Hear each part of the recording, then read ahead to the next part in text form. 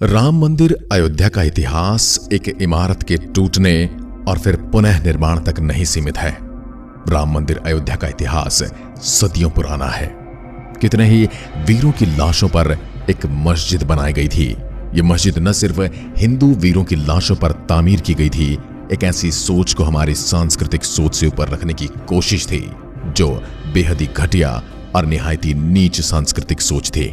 जहां भाई भाई से प्रेम नहीं करता, जहां भाई भाई सिंहासन के लिए आपस में एक दूसरे को खून के प्यासे हैं, जहां अनेकों बिरादरों लुटेरों सरदारों ने अपने भाई बंधुओं को सरदारी के लिए मार दिया। कहीं बाप को बेटे की लाश तोहफे में दी गई तो कहीं भाइयों ने भाइयों का खून करके सिंहासन पर कब्जा पाया। ऐसी परंपरा जो भारत के सिवा विश्व में कहीं नहीं थी, जहां भाई भाई के लिए त्याग करता है।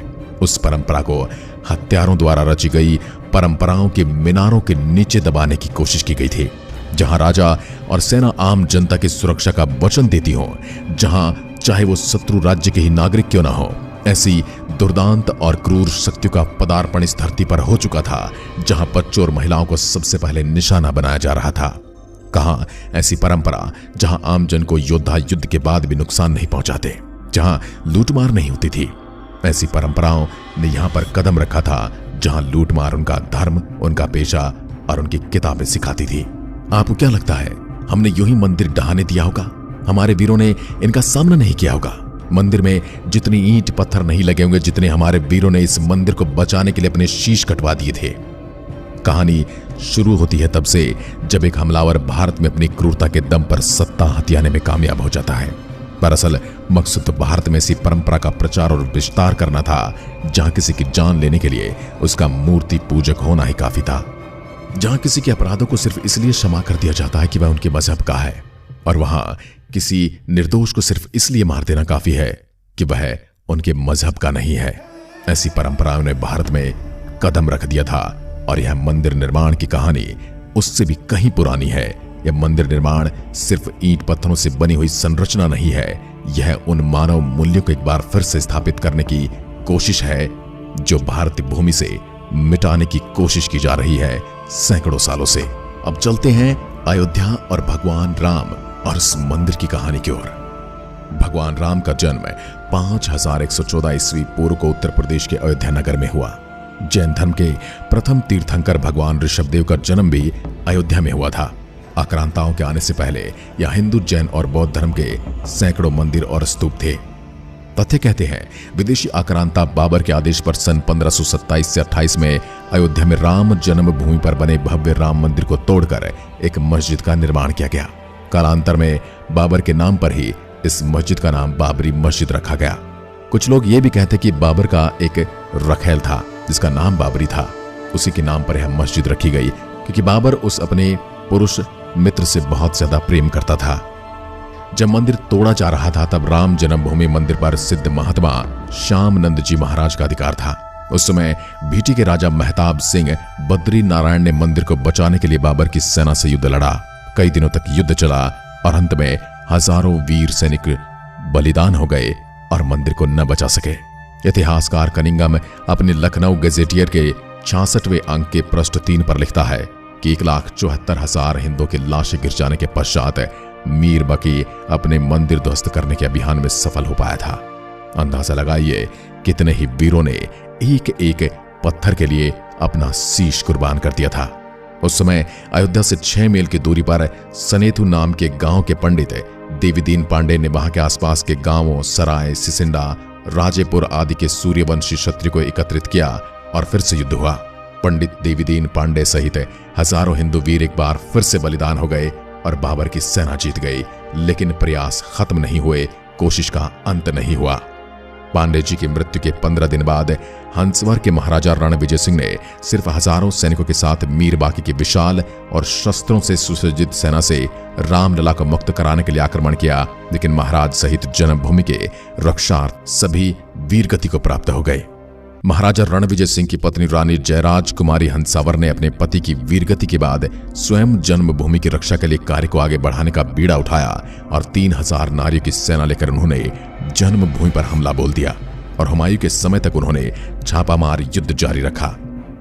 स्वामी महेश्वरानंद जी ने सन्यासियों की सेना बनाई। रानी जयराज कुमारी हंसावर के नेतृत्व में यह युद्ध चलता रहा, लेकिन हुमायूं की शाही सेना ने इस युद्ध में स्वामी महेश्वरानंद और रानी जयराज कुमारी लड़ते हुए अपनी बची हुई सेना के साथ बलिदान हो गई और जन्मभूमि पर पुनः मुगलों का अधिकार हो गया। मुगल शासक अकबर के काल में शाही सेना हर दिन के इन युद्धों से कमजोर हो रही थी। अतः अकबर ने बीरबल और टोडरमल के कहने पर खस की टाट से उस चबूतरे पर 3 फीट का एक छोटा सा मंदिर बनवा दिया। अकबर की इस कूटनीति से कुछ दिनों के लिए जन्मभूमि में रक्त नहीं बहा। यही क्रम शाहजहां के समय भी चलता रहा। फिर औरंगजेब के काल में भयंकर दमन चक्र चलाकर उत्तर भारत से हिंदुओं के संपूर्ण सफाई का संकल्प लिया गया।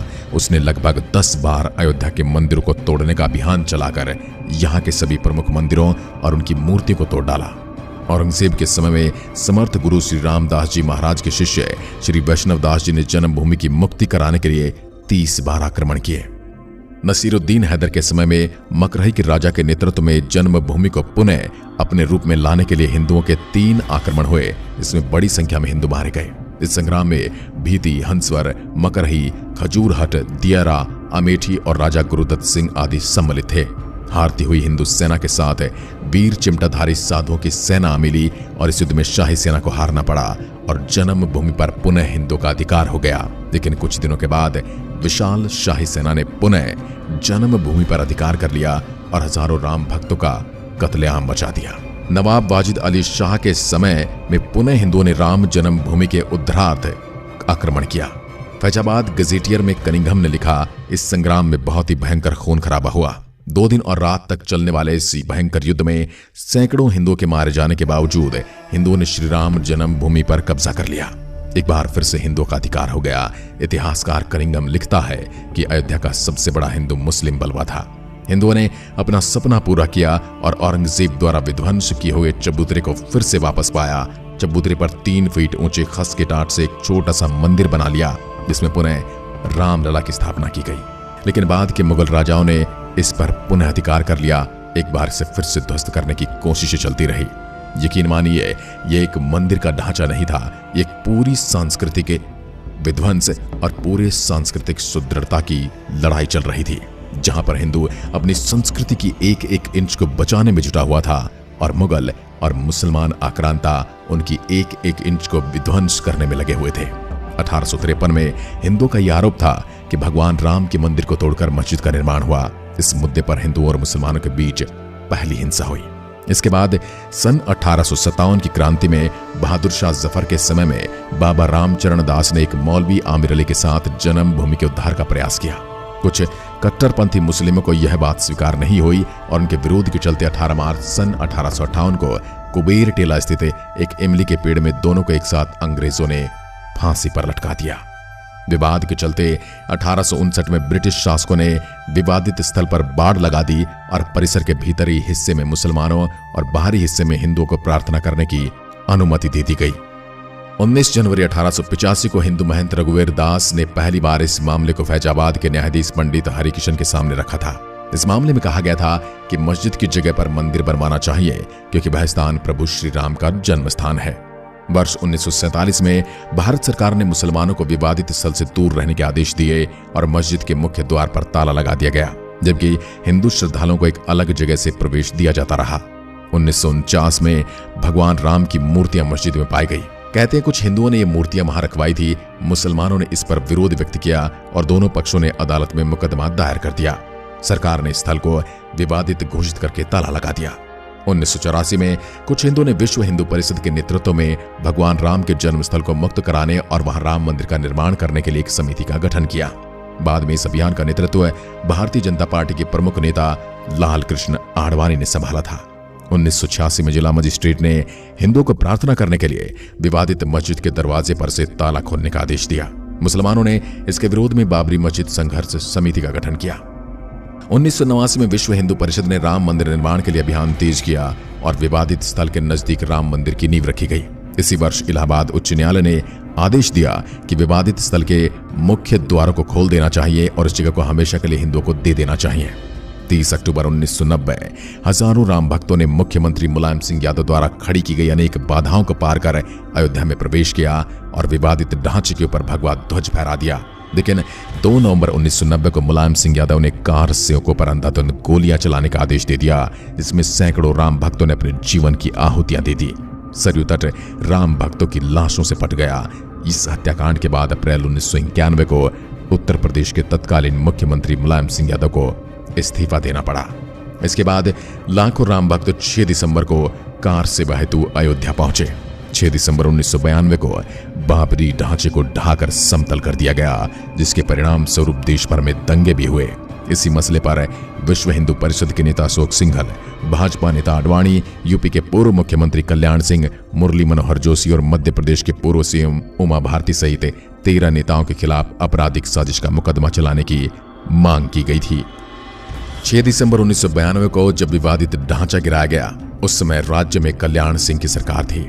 उस दिन सुबह करीब 10:30 बजे हजारों लाखों की संख्या में कार सेवक पहुंचने लगे। दोपहर में 12 बजे के करीब कार सेवका का एक बड़ा सा जत्था मस्जिद की दीवार पर चढ़ने लगता है। लाखों की भीड़ को संभालना सभी के लिए मुश्किल होता जा रहा था।